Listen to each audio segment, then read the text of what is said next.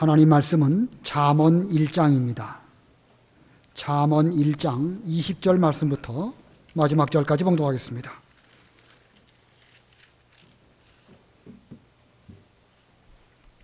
잠언 1장 20절.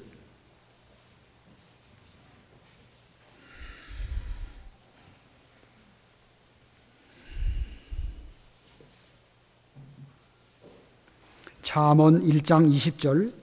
지혜가 길거리에서 부르짖고 광장에서 그 소리를 높이며 지혜가 성벽 위에서 소리치고 성문 어귀에서 그 소리를 발하여 말하기를 미련한 자들은 언제까지 미련한 짓을 좋아하며 비웃는 자들은 조롱을 즐기고 우둔한 자들은 지식을 미워하겠느냐.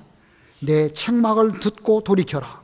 내가 내 영을 너희에게 부어주고 내 말씀들을 너희에게 깨닫게 해줄 것이다.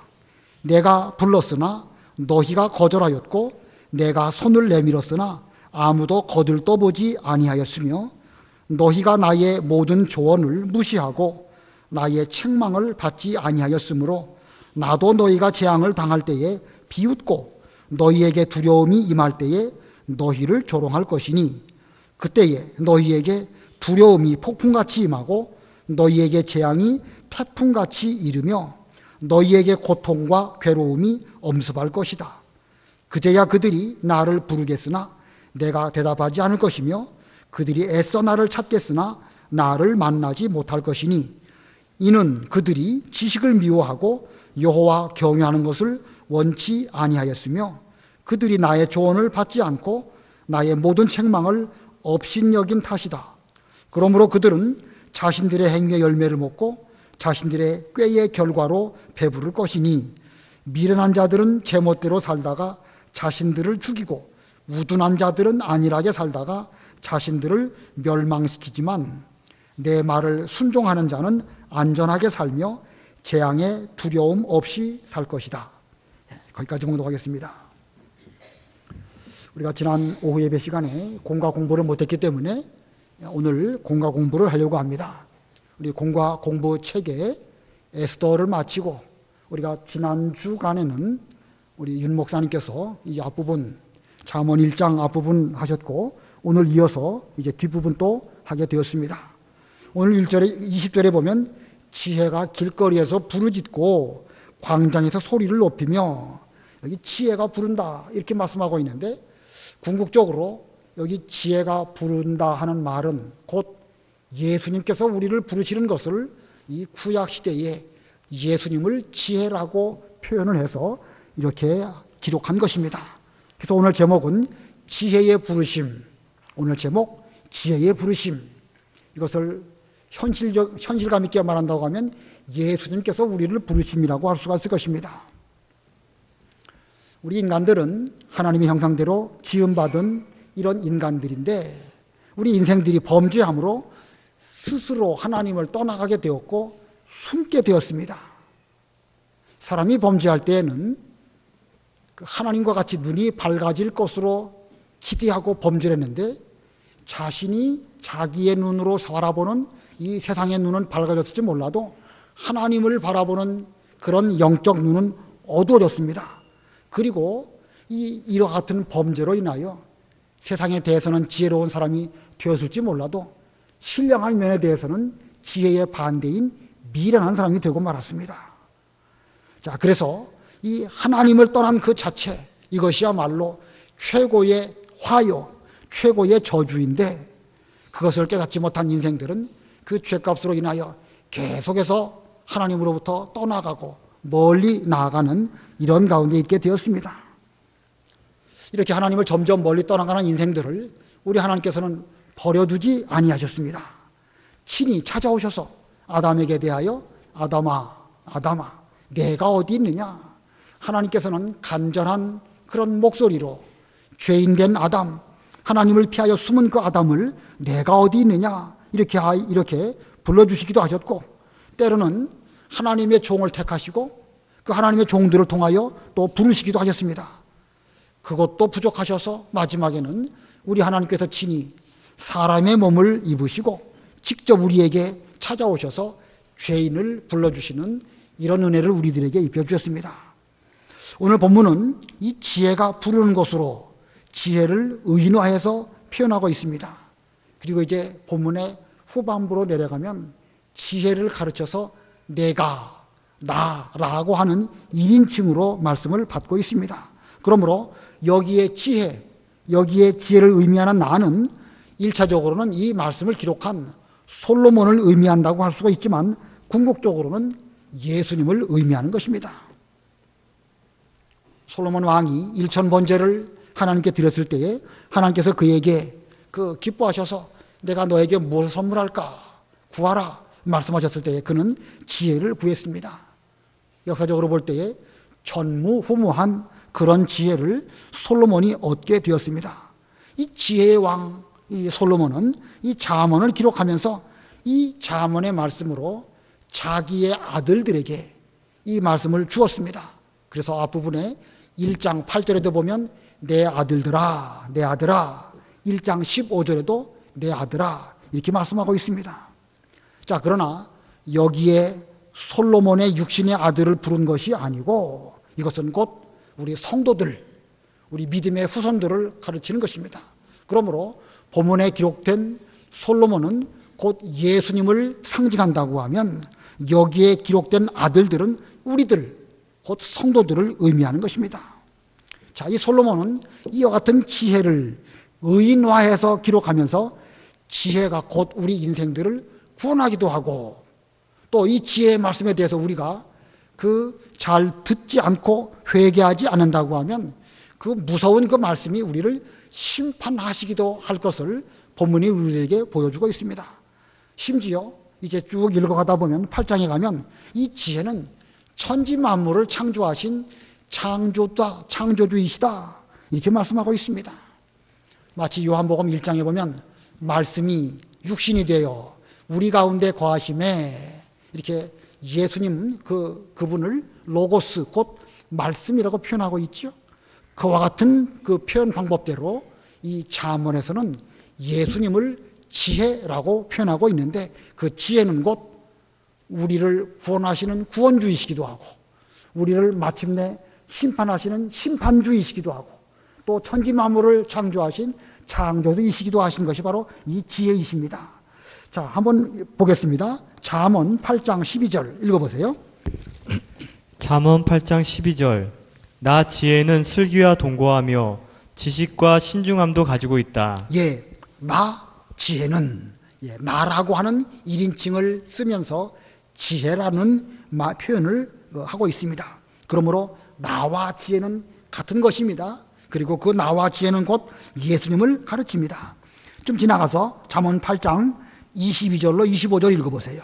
22절 여호와께서 그분의 일의 시작 곧 옛적에 그분의 일을 시작하시기 전에 나를 가지셨다. 영원전 태초부터 땅이 생기기 전에 내가 세움을 받았다. 깊은 바다가 없고 물이 풍부한 샘들도 없었을 때 내가 태어났으며 산들이 세워지기 전 언덕들이 있기 전에 내가 태어났다. 예, 여기서 말하는 나, 곧 지혜를 의미하는 것이고 곧 예수님을 의미합니다. 그래서 예수님은 창조주 하나님이십니다. 그 말씀이 그 30절과 31절에 있습니다. 읽어보세요. 30절 나는 그분 곁에서 창조자이었고 매일 나는 기쁨으로 충만하였으며 항상 그분 앞에서 즐거워하였고 그분께서 만드신 온 땅에서 즐거워하며 인생들을 기뻐하였다. 예, 나는 그분 곁에서 창조자이었고 예수 그리스도께서는 하나님 아버지 곁에서 천지 만물을 지으실 때에 같이 창조에 참여하신 창조자이셨다. 자, 이 얼마나 신비한 비밀의 말씀이 여기에 담겨져 있죠. 예수님은 지혜이신데 창조주, 구원자, 심판자이십니다. 좀 지나가서 바로 다음 32절 읽어보세요. 32절 이제 아들들아 내 말을 들어라. 내 길들을 지키는 자들이 복이 있다. 예, 이제 아들들아, 바로 믿음의 후손들, 솔로몬 입장에서 믿음의 후손들, 예수 믿고 구원받은 우리 성도들, 하나님의 아들들, 이 아들들아 지혜의 이 말을 들어라. 내 지혜의 말들을 잘 지키고 그 길을 걸어가는 자들에게는 복이 있다. 자, 그러므로 오늘날 성도들은 이 지혜이신 예수님의 부르심에 대하여 우리는 잘 듣고 순종하고 그 길로 가야 됩니다. 자, 지혜의 부르심 곧 예수님의 부르심입니다. 이 범죄한 아담을 직접 찾아오셔서 불러주신 하나님께서 이제는 직접 사람의 몸을 입으시고 예수님의 그 모습으로 우리에게 찾아오셔서 우리를 불러주시는 그런 예수님입니다. 자, 오늘 본문 가운데에서 예수님께서 우리를 어떻게 부르시는가, 그 부르시는 양상을 먼저 배우도록 하고, 그리고 두 번째에 이르러서 이 부르시는 그 음성에 대하여 듣지 않는 자는 어떤 화를 받을 것인가, 두 번째로 배울 것이고, 세 번째로는 이와 같은 지혜의 부르심을 듣는 자는 어떤 복이 있을까, 이 세 가지를 이 시간 살펴보려고 합니다. 자, 첫 번째 대지는 길거리와 광장에서 부르심. 지혜가 우리를 부르실 때에, 다시 말하면 예수님께서 우리에게 부르실 때에 길거리와 광장에서 불러주신다. 악한 자 사탄이 부를 때는 은밀하게 숨어서 우리를 꼬드깁니다. 마치 에덴 동산에 그 뱀이, 사탄이 들어가갖고 뱀의 모습으로 찾아올 때 직접 아담에게 간 것이 아니라 아담보다 좀 연약한 언약의 당사자가 아닌 하와에게 가가지고 몰래 꼬드겼죠. 자, 그래서 먼저 선악과를 따먹게 하고, 그리고 이어서 아담도 따먹도록 이렇게 유혹을 했습니다. 자, 그런데 거기에 비해서 이 범죄한 아담과 하와를 하나님께서 부르실 때에는 비록 아담 하와가 하나님이 무서워서 나무 그늘 사이에 숨었지만 하나님께서는 큰 소리로 외쳐 부르셨습니다. 아담아, 아담아, 내가 어디 있느냐? 내가 따먹지 말라고 말한 그 선악과를 따먹고 어디 숨었느냐? 한편으로는 무서운 음성도 그 속에 담겨져 있었겠지만, 다른 면으로 보면 안타까운 심정으로, 아버지의 마음가짐으로 아담을 부르실 때에 이렇게 잘 알아들을 수 있도록 아담아, 아담아 큰 소리로 불러주셨습니다. 성경 여러 군데든지 또는 잠언을 읽어가다 보면 이 지혜의 부르심에 대하여 이 악한 음녀의 부르는 것은 이 몰래 숨어서 은밀한 가운데 유혹하는 그런 부름입니다. 자, 그러나 지혜의 부름은 길거리와 광장에서 큰 소리로 우리가 분명하게 알아들을 수 있도록 이렇게 우리를 불러주십니다. 자, 본문 20절 21절 우리 다 같이 합독하겠습니다. 20절 21절 시작. 지혜가 길거리에서 부르짖고 광장에서 그 소리를 높이며 지혜가 성벽 위에서 소리치고 성문 어귀에서 그 소리를 발하여 말하기를. 자, 지혜가 우리를 부를 때에는 길거리, 아무나 다 들을 수 있는 길거리에서 부릅니다. 마치 어떤 장사가 무슨 물건을 팔기 위해서 큰 소리로, 요즘 같으면 그 스피커를 대고 소리를 지르는 것처럼 그렇게 부르짖고 광장에서 부르짖습니다. 무슨 왕궁의 은밀한 가운데 있는 고관 대작들만 듣도록 그렇게 그들에게만 부르는 것이 아니고 성문 어귀에서 또는 성벽 위에서 많은 사람들이 다 같이 들을 수 있도록 이렇게 부른다는 것입니다. 자, 우리 예수님께서 세상에 찾아오셔가지고 우리를 부르실 때에 죄인들을 부르셨는데, 예수님께서는 어디서 우리를 부르셨는가? 때로는 산 위에서 신령한 도리의 말씀을 해주셨고, 때에 따라서는 베세다 들판, 아무것도 먹을 것이 없는 황량한 가운데 있었지만 거기에 많은 사람들이 오게 되었고, 그때 그들이 다 알아들을 수 있도록 주님께서 그들을 불러주셨습니다. 줄이고 목마른 사람들은 다 예수님에게 나와서 생명을 얻도록 우리 모두들을 초청해 주셨습니다. 마태복음 11장에 보면 수고하고 무거운 짐진 자들아 다 내게로 오라, 내가 너희를 쉬게 하리라. 나는 마음이 온유하고 겸손하니 내 멍에를 메고 내게 배워라. 그리하면 너희 영혼에 안식을 얻으리라. 내 멍에는 쉽고 내 짐은 가벼우니라. 예수님이 우리를 이렇게 초청해 주셨죠.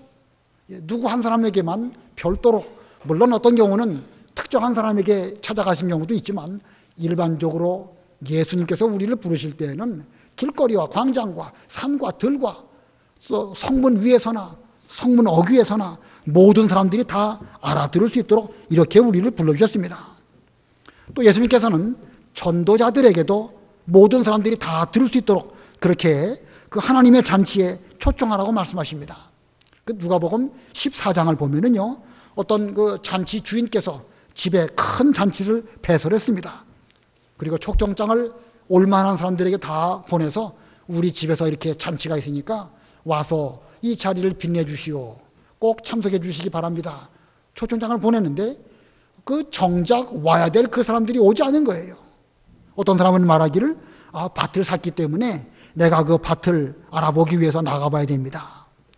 소를 5겨리씩이나 샀기 때문에 그 5겨리 소, 10마리 소를 시험해 보려고 하다 보니까 죄송하지만 그 잔치에 못 가게 됐습니다. 또 어떤 사람은 아내를 맞이했기 때문에 제가 갈 수 없습니다. 이렇게 했습니다. 그랬더니 그 잔치의 주인께서 종들을 보내시면서 빨리 가가지고 사람들을 많이 초청해 갖고 와라. 시내로 나아가고 또 시내 골목길로 다니면서 거기에 있는 가난한 자, 불구자, 송인, 소경, 맹인, 쩔뚝발이 다 데리고 오라는 거예요. 그럼에도 불구하고 그 잔치 자리가 아직도 비어 있기 때문에 나중에는 길과 산 울로 다니면서 사람들을 강권하여 데려다가 이 잔치 자리를 채워라. 이렇게 말씀하십니다. 자, 이건 뭘 의미하는 것이죠? 특정한 어떤 사람에게만 부르신 것이 아니라 우리같이 수에 칠 가치도 없고 소경, 쩔뚝발이, 가난한 자, 세리와 죄인들 이런 우리들까지 다 이런 예수님의 초청을 받아가지고 우리가 이런 잔치 자리에 들어오게 된 것입니다. 그 부분 읽어보겠습니다. 누가복음 14장 21절로 23절. 누가복음 14장 21절. 그 종이 돌아와서 그의 주인에게 이것들을 보고하니 그 집주인이 노여하며 그의 종에게 말하기를 빨리 시내의 거리들과 골목들로 나가서 가난한 자들과 불구자들과 맹인들과 절름발이들을 이리 데려오라 하였고, 그렇게 한 후에 종이 말하기를 주인님 명령하신 대로 하였지만 여전히 자리가 남아있습니다 하므로 주인이 종에게 말하였다. 길들과 울타리들 곁에 가서 강권하여 데려다가 내 집을 채워라. 예, 물론 이 비유의 말씀 가운데에서 처음에 초청을 받은 사람들은 그 잘 믿는다고 하는 유대인들 가운데서도 대제사장, 바리새인, 서기관 이런 부류의 사람들을 지칭한 것입니다. 그리고 뒤에 나와 있는 가난한 자, 절뚝발이, 소경 이런 사람들은 이방 사람들 혹은 흑암의 그늘에 앉아가지고 이 빛을 보기 어려운 이런 부류의 사람들을 의미하는 것입니다. 아무쪼록 이렇게 이 하나님의 부르심에 있어서 모든 사람이 다 그 초청을 받았습니다.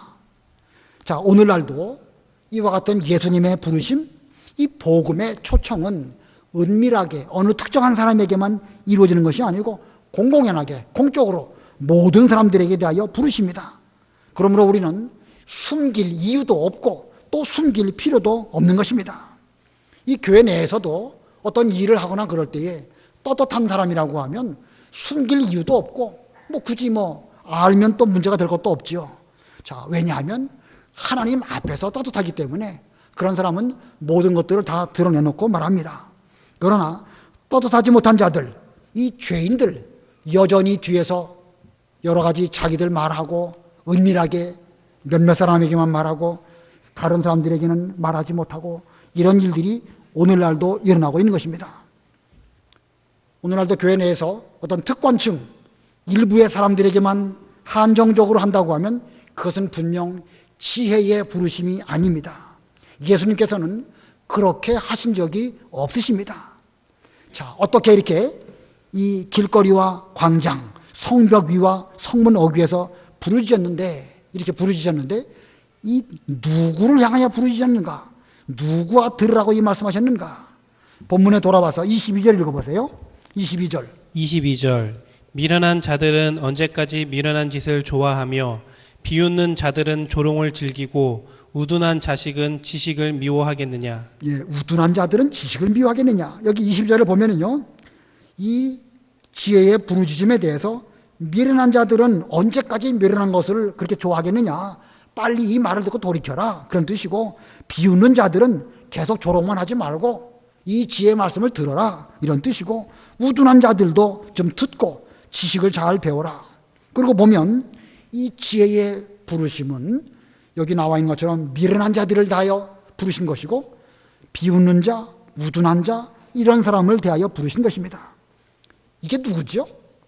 이게 미련한 자, 우둔한 자, 비웃는 자, 누구를 가리키는 것입니까? 바로 죄인된 우리들입니다. 죄인된 우리들. 죄로 인해서 지혜를 알지 못하고 그래가지고 하나님의 이 구원운동을 비웃고 알지 못하고 들으려고 하지 않았던 이런 우리들입니다. 바로 말하면 아담의 모든 후손들이 다 이런 사람들입니다. 아담의 모든 후손들은 죄값으로 인해서 미련하게 되었고 하나님의 일에 대해서 비우는 자가 되었고 우둔한 자들이 되고 말았습니다. 자, 이와 같은 우리들, 이제 이 음성, 지혜의 부르심을 듣고 어떻게 해야 될까? 어떻게 해야 될까? 본문 23절, 우리 다 같이 합독하겠습니다. 23절 시작. 내 책망을 듣고 돌이켜라. 내가 내 영을 너희에게 부어주고 내 말씀들을 너희에게 깨닫게 해줄 것이다. 자, 돌이키라는 것입니다. 돌이키라. 돌이키는 사람에게는 하나님의 영, 곧 성령을 부어주시고 그리고 말씀을 깨닫게 해주실 것이라고 말씀하였습니다. 하나님을 등지고 사탄을 따라가고 하나님을 등지고 죄 짓는 길을 걸어가는 우리들에게 대해서 더 이상 그 길로 끌려가지 말고 이 부르심을 듣고 돌이키는 그 사람에게 대해서는 성령을 주실 뿐만 아니라 깊은 진리의 말씀을 깨닫고 심오한 영적 세계를 알 수 있는 그런 지혜자가 되게 해주시겠다고 이렇게 우리를 불러주십니다. 자, 그러고 보면 이 지혜의 부르심, 하나님의 이와 같은 부르심과 예수님의 초청이야말로 하나님께서 죄인된 우리에게 주신 최고의 선물입니다. 저와 여러분은 이와 같은 최고의 선물을 받았기 때문에 이제는 그 가운데서 돌이켜서 그 선물을 받아야 됩니다. 물론 이미 우리들은 돌이킴으로 말미암아 이제 그 선물을 받았습니다. 그러나 돌이킨다는 말은 한 번 돌이킨 것으로 끝나지 않습니다. 죄는 비록 하나일지 몰라도 죄값으로 나타나는 현상들은 여러 종류의 현상들이 나타나고 있습니다. 아담 하와가 선악과를 따먹었을 때에 죄의 영향이 미치지 않는 곳이 없었죠.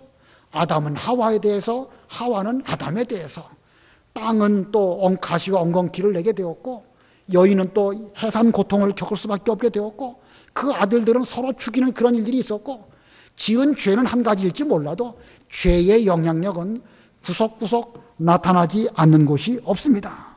그러므로 우리는 이제 한번 회개하고 돌이켜서 지혜의 부르심을 따라서 우리가 돌이켜야 되겠지만 한 번 돌이키는 것만으로 완전하지 못합니다. 처음에 예수 믿을 때에 회심한 이후에도 계속 자신을 돌아보면서 돌이키고 하나님에게로 돌아가고 자신의 죄를 또 발견하고 발견한 것만큼 또 행함으로 말미암아 돌아가고 이렇게 한다고 하면 우리의 신앙은 점점 하나님을 향하여 계속해서 그 부르심대로 나아가는 그런 믿음의 길을 갈 수 있는 것입니다. 아무쪼록 저와 여러분은 이미 예수 믿는 그 순간 돌이켰습니다. 그래서 우리는 하나님의 아들이 되었습니다. 그러나 그것만으로 다 끝난 것이 아닙니다. 끊임없이 우리는 자기를 성찰하고 돌이킬 것을 돌이키고 죄를 끊어버리고 우리를 향하여 애타게 부르시는 그 하나님을 향하여 가까이 나아가고 또 좀 더 가까이 나아가는 그런 우리가 되어야 되겠습니다. 그 다음에 크게 두 번째는요, 듣지 않는 자의 화입니다. 지혜가 우리를 불러주시는데 그걸 잘 들어야 되는데 듣지 않는 자에게는 화가 있을 것이라고 말씀하였습니다. 본문 24절, 25절 읽어보세요. 24절 내가 불렀으나 너희가 거절하였고 내가 손을 내밀었으나 아무도 거들떠보지 아니하였으며 너희가 나의 모든 조언을 무시하고 나의 책망을 받지 아니하였으므로. 이 하나님께서 시대마다 하나님의 종들을 세우시고 하나님의 사람들을 부르셨습니다. 하나님께서는 이렇게 우리를 불러주시는데 한 번으로 부르신 것이 끝난 것이 아니라 부지런히 보내시고 부지런히 부르셨습니다. 그러나 역사적으로 볼 때에 이 하나님의 백성이나 또 그 하나님의 백성이라고 자처했던 이스라엘 백성들이나 유대인들은 오히려 듣지 않았습니다. 이사야 6장 10절에 보면 그들은 마음이 둔해졌고 귀는 막혔고 눈은 보지 못했다고 그랬습니다. 이사야 시대만 그런 것이 아니라 예수님 시대에 잘 믿는다고 하면서 모세의 제자라고 자랑했던 유대인들도 예수님의 그 말씀에 대해서 똑같이 마음이 둔해졌고 귀는 막혔고 눈은 보지 못하는 이런 가운데 있었습니다. 예수님께서 오셔가지고 부지런히 말씀을 전하실 때에 사람들은 세례 요한을 비난했고 또 예수님을 비난했습니다. 세례 요한이 먹지도 않고 마시지도 않으니까 귀신 들렸다. 예수님께서는 오셔가지고 세리와 죄인들을 가까이 하시면서 그들과 함께 기쁨으로 음식을 나누시니까 그들은 말하기를 보라. 세리와 죄인들의 친구로다. 먹기를 탐하고 마시기를 즐기는 사람이다. 라고 하면서 끝까지 예수님 말씀을 듣지 않았습니다.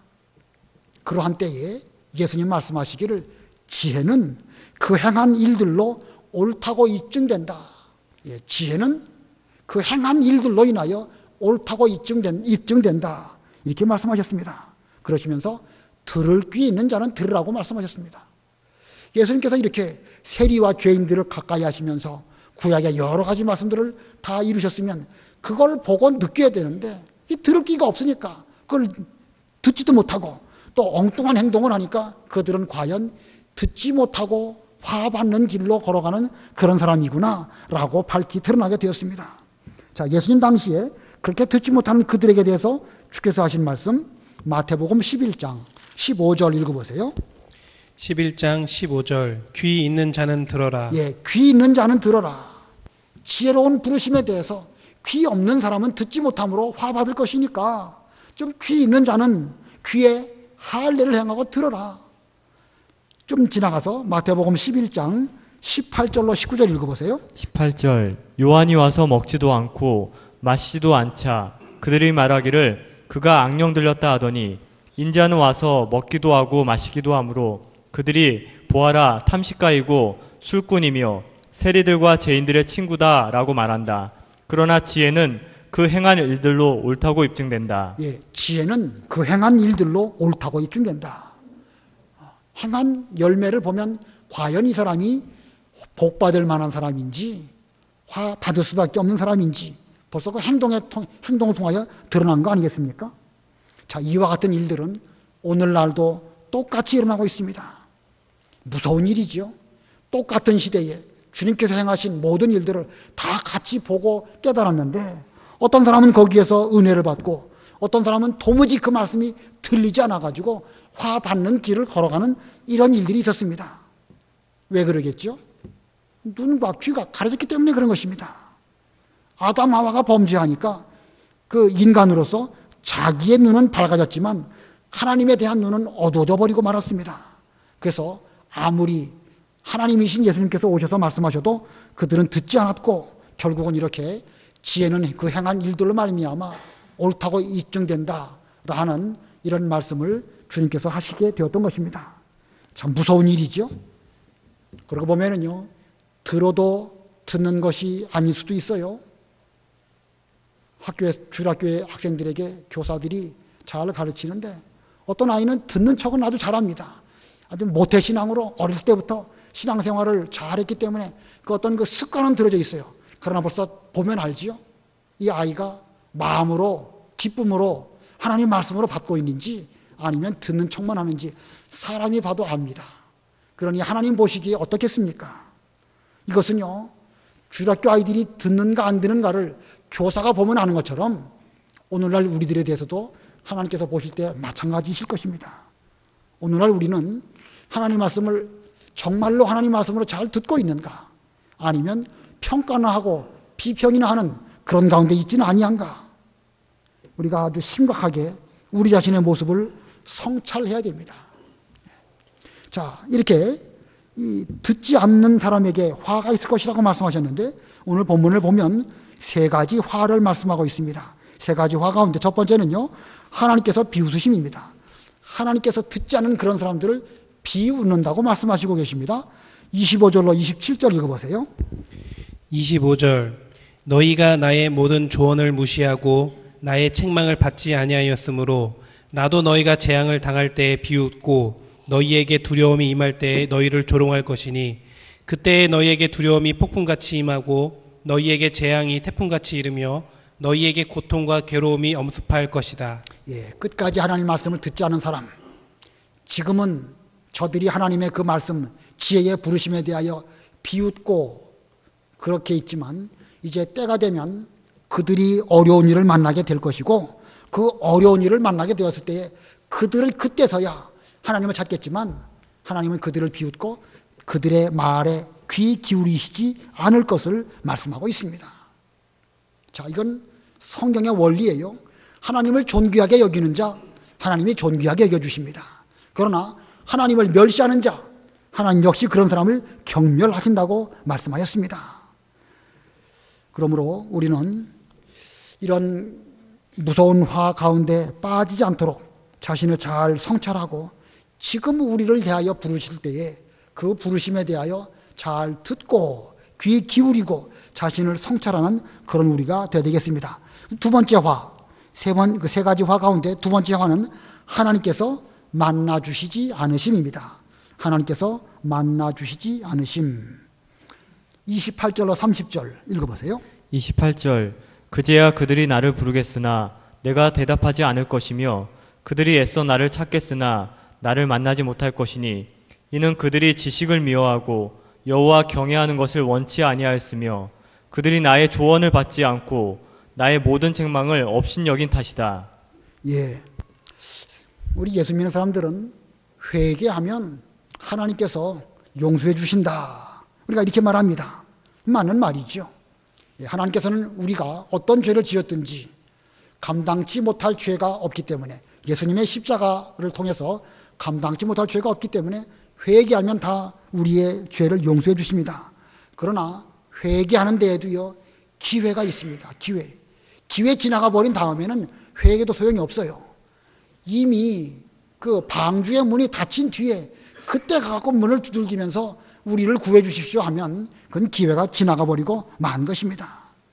지금 하나님께서 지혜의 말씀으로 우리를 부르시는데 이때 우리가 듣고 주께로 돌아가면 우리가 은혜를 입고 또 여러 가지 그 하나님의 복에 참여하게 되겠지만, 이게 기회가 지나간 뒤로는 그때 가고 부르주시면 하나님께서 만나주시지 않으실 것을 말씀하였습니다. 왜냐하면 그들이 지식을 미워하고 여호와 경외하는 것을 원치 않았기 때문에 하나님도 나는 너희들 싫다, 원치 않는다 이렇게 하신다는 거예요. 그러니까 우리는 참으로 지금이 어떤 때인지 분별할 수 있어야 됩니다. 어느 시대인지. 우리가 천기는 잘 분별하지요. 어린이날 날씨 좋을까, 다음 화요일날 날씨 좋을까. 저도 미리 보니까 날씨가 좋더라고요. 그런 천기는 우리가 관심 갖고 살펴보는데, 시대에 대해서나 나의 죄악에 대해서나 지금 우리가 좀 어느 길을 향하여 가고 있는지 이런 면에 대해서는 분별하지도 못하는 가운데에서 어리석은 길을 혹시 가고 있지 않은가. 우리는 우리 자신을 잘 살펴보고 분별해야 될 것입니다. 세 번째 화는 자기 행위의 열매를 먹게 됨. 끝까지 이 지혜의 부르심에 대해서 듣지 않은 사람은 결국은 그 행한 대로 열매를 맺게 될 것이다. 본문 31절, 32절 읽어보세요. 31절 그러므로 그들은 자신들의 행위의 열매를 먹고 자신들의 꾀의 결과로 배부를 것이니 미련한 자들은 제멋대로 살다가 자신들을 죽이고 우둔한 자들은 안일하게 살다가 자신들을 멸망시키지만 뿌린 대로 거두는 것이 자연 원리이고 또 뿌린 대로 거두는 것이 신앙적인 영적인 원리입니다. 예수님께서 지혜의 말씀으로 우리를 부르셨지만 사람들은 자기 꾀, 자기 생각 때문에 그 지혜의 말씀을 듣지 않았습니다. 악한 일이죠. 이제 그 악한 일이 지금은 당장 아무 일도 안 일어난 것처럼 보이지만 시간이 지나면 그렇게 한 행위대로 열매를 맺히게 되는 것입니다. 자, 그것은 좋은 열매가 아니고 나쁜 열매를 의미하죠. 좋은 열매도 뿌리면 30배, 60배, 100배의 결실을 맺는 것처럼 그 좋지 못한 그 씨도 뿌리면 결국은 그 열매가 상대적으로 마찬가지겠죠. 30배, 60배, 100배로 맺히게 될 것입니다. 그리고 그 결과는 자신을 죽이는 것이고 자신을 멸망하게 한다고 본문 32절에 그렇게 말씀하고 있습니다. 자, 이러한 멸망과 자기를 죽이는 이 일에 대한 책임, 그건 하나님에게 있지 않습니다. 그건 자기에게 있습니다. 이 지혜의 부르심으로 계속해서 광장과 길거리에서 우리를 불러주셨는데 자기가 끝까지 듣지 않고 망하는 길로 걸어갔기 때문에 그 결과에 대한 책임은 자기가 질 수밖에 없습니다. 예수님께서 먼저 우리에게 대하여 손을 내미시고 우리를 불러주셨는데 우리가 그 내미시는 손을 뿌리치고 자기 생각대로 듣지 않고 자기 가고 싶은 대로 갔기 때문에 결국은 스스로 거부한 것이고 이런 망하는 길로 가게 되는 것입니다. 자, 이 지혜의 부르심에 대해서 듣지 않는 자가 당하는 화 세 가지 말씀드렸습니다. 첫 번째로 하나님께서 비웃으시고, 두 번째는 하나님께서 어떻게 하시지 않으신다? 만나주시지도 않는다는 거예요. 보기 싫다는 겁니다. 세 번째로는요, 자기 행위의 열매를 먹게 된다. 이게 바로 죄값입니다. 죄값. 이 죄란 어떤 잘못을 행한 것이라기보다는 하나님의 부르심에 대해서 우리가 거절한 것, 이것이 가장 무서운 죄예요. 우리는 일반적으로 죄 그러면 거짓말하고 남의 거 훔치고 누구랑 싸우고 그런 윤리 도덕적인 그 죄를 말하지만, 성경적인 죄는, 가장 큰 죄는 하나님의 부르심에 대해서 거절하고 자기 죄의 길을 걸어간 것, 이것이야말로 가장 무서운 죄입니다. 아무도 그렇게 되기를 원치 않지요. 저나 여러분이나 아무도 그렇게 되기를 원치 않습니다. 그러나 아이러니하게도 이 구약 시대에 잘 믿는다는 이스라엘 백성들이 그 길을 걸어갔고, 예수님 당시에도 잘 믿는다고 하는 사람들이 주님을 배반하고 그런 길을 걸어갔습니다. 그와 똑같은 일들이 오늘날도 우리 가운데 일어나고 있지는 않을까. 그러므로 우리는 들을 귀를 달라고 하나님께 간구해야 됩니다. 과연 내가 잘 듣고 있을까? 하나님 말씀이라고 하면 누가 전하든지 그 말씀을 두렵고 떨리는 말씀으로, 하나님 말씀으로 과연 내가 잘 듣고 있는가? 아무쪼록 우리는 하나님 앞에서 자기를 돌아보고 자기 눈으로가 아니라 하나님의 입장에서 객관적으로 내 자신의 신앙적 상태를 볼 수 있는 그런 우리가 되어야 되겠습니다. 그 다음에 세 번째 대지, 듣는 자의 복입니다. 이 지혜로 우리를 지혜가 부르시는데 그 지혜의 그 부르심을 잘 듣는 사람에게는 어떤 복이 있을까? 이 마지막 33절 한 절인데 간단합니다. 33절 다 같이 합독하겠습니다. 시작. 내 말을 순종하는 자는 안전하게 살며 재앙의 두려움 없이 살 것이다. 자, 내 말을 순종하는 자, 이 내 말, 곧 지혜의 말, 지혜의 부르심, 곧 예수님의 초청하시는 그 말씀입니다. 이걸 듣는다. 이걸 듣는다는 것은 단순히 육신의 귀로 듣는 것을 말하는 것은 아닙니다. 듣는다는 말씀은 곧 순종한다는 뜻이고, 이것은 곧 오늘날 영적으로 믿는다는 뜻입니다.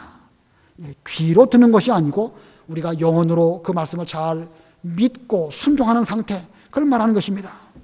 자, 이 지혜의 부르심을 들음으로 믿는다라는 것은 예수님을 믿음으로 영접한다, 그런 뜻이에요. 자, 이런 사람에게 대해서는 예수님이 책임져 주시고 죄의 모든 문제를 우리 주님께서 적극적으로 잘 구원해 주시고 더 이상 죄, 사망, 사탄의 권세, 우리를 다스리지 못하도록 주님께서 보호해 주신 것입니다. 그래서 그런 사람에게는 안전하게 살며 재앙의 두려움이 없이 살도록 해주시겠다. 이런 가운데 사는 사람은 어떤 상황 속에서도 걱정할 것이 없고 담대할 수 있겠죠. 죄나 사망이나 사탄이 더 이상 우리를 만지지도 못하니까 이런 가운데 있는 사람은 두렵지도 않고 걱정할 것이 없습니다. 자, 오늘 우리 모두는 이와 같은 지혜의 부르심에 대해서 잘 귀 기울여 듣는 가운데 있는가, 자신의 모습을 잘 살펴보시기 바랍니다. 아까도 말씀을 드렸지만 예레미야서에 그 말씀이 나오는 것 같은데, 당시의 유다 백성들이 우리는 할례받은 할례 민족이다 라고 말하는데, 성경에는 그렇게 할례받은 것만 자랑하지 말고 너희 귀에 할례를 행하여라, 이렇게 말씀하고 있습니다. 과연 우리가 제대로 된 그 들을 귀를 가지고 하나님의 말씀을 잘 듣고 그 말씀을 믿고 순종해서 합당한 열매를 맺는가, 우리 자신 잘 살펴보시고 여러분 스스로 자신의 신앙 상태를 점검해 보시고 하나님께 답하시기를 바랍니다. 잠깐 동안 말씀을 생각하시고 기도하시기 바랍니다.